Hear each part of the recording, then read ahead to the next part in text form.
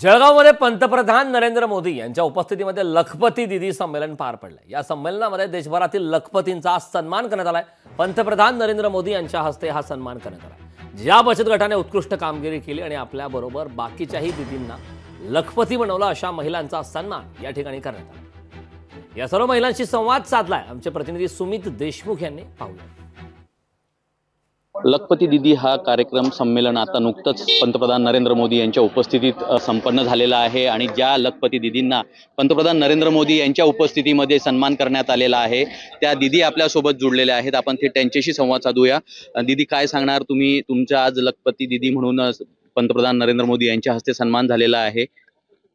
मला आनंदच झालेला आहे आणि हा माझा सन्मान माझ्या बचत गटातील मला सहकार्य करणाऱ्या महिला, उमेद टीम, उमेद अभियान, NRLM, NSRLM, MSRLM सर्वांची मी आभारी आहे। त्यांच्यामुळे मला ही संधी मिळाली।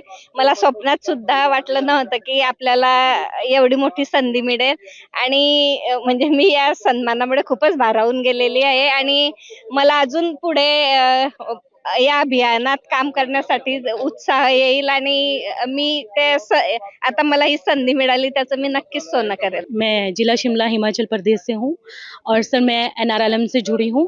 हमारा जो मेन मोटिव है वो है दीदियों को लखपति बनाना। वो आपने आज सुना होगा, नरेंद्र मोदी जी ने भी कहा है कि दीदियाँ अपने पाँव पे खुद स्वयं खड़ी हो।